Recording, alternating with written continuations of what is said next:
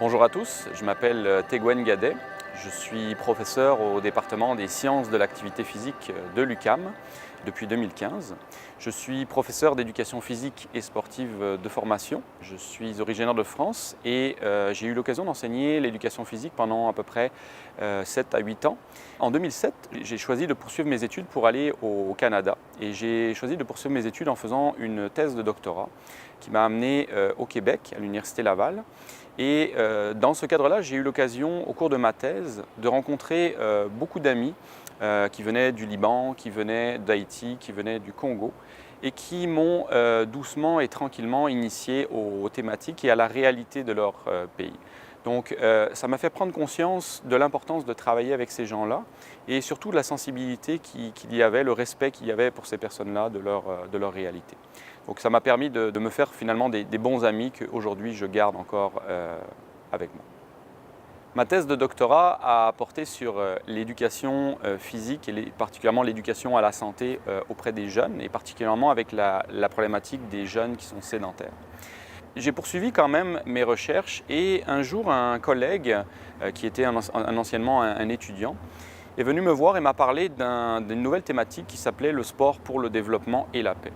Et cette thématique-là m'a tout de suite intéressé, sachant que lui cherchait quelqu'un qui était spécialiste dans ce domaine, spécialiste de l'intervention, spécialiste du terrain et de comment on mettait en place l'éducation physique sur le terrain. Le sport pour le développement et la paix, c'est une grosse thématique à l'international. C'est une thématique qui génère énormément de discussions, qui génère énormément de débats. Et aujourd'hui, les chercheurs s'intéressent beaucoup à cette thématique, mais beaucoup d'une manière très globale et très, j'ai envie de dire, détachée du terrain.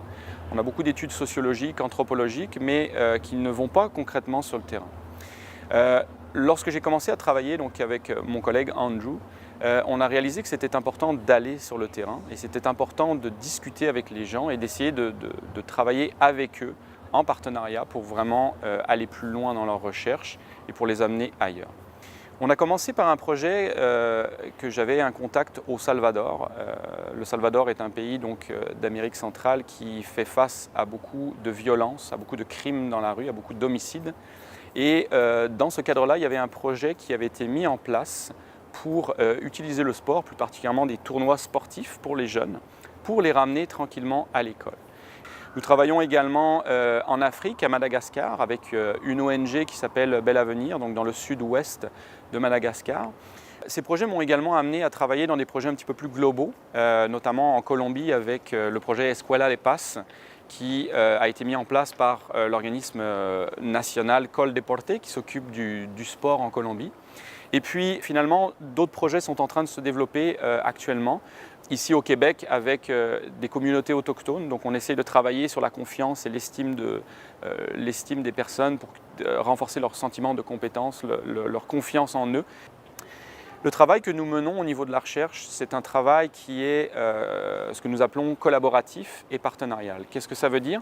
Ça veut dire que notre travail considère autant l'expertise des gens sur le terrain que l'expertise du chercheur.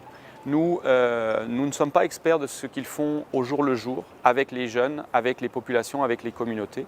Et c'est cette combinaison des deux qui nous permet de voir le travail de chercheur comme un facilitateur, puisque l'une des missions qui guide vraiment notre travail, c'est de dire que la société a des problèmes. Eh bien, ce sont les problèmes du terrain, les problèmes de la société qui émergent. Et nous, les chercheurs, nous ne sommes là que pour essayer d'appuyer ces projets, pour essayer de faciliter leur travail, pour appuyer des démarches qu'eux n'ont pas nécessairement le temps d'évaluer, n'ont pas le temps d'améliorer, n'ont pas le temps de se poser des questions, des réflexions là-dessus. Donc le travail de recherche que nous menons, c'est beaucoup en fonction des besoins des organisations, en fonction des besoins des gens, qui varient énormément en fonction des contextes, qui varient énormément en fonction des ressources qui sont à notre disposition.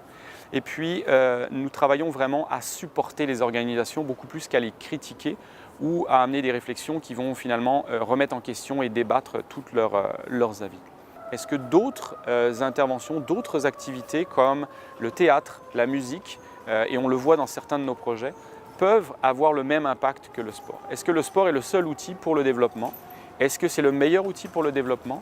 Et comment on peut rejoindre des thématiques par le sport ou comment on peut utiliser le sport pour réaliser du développement auprès des jeunes? Je tiens à remercier la Fondation de la Croix-Rouge française pour m'avoir adressé ce prix.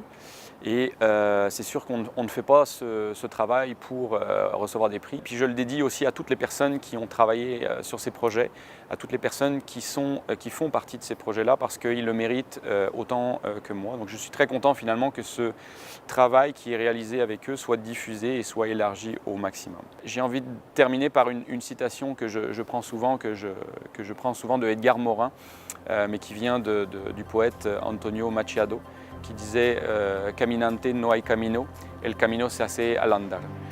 Toi qui marches, il n'y a pas de chemin, le chemin se fait en marchant. Merci beaucoup à tous.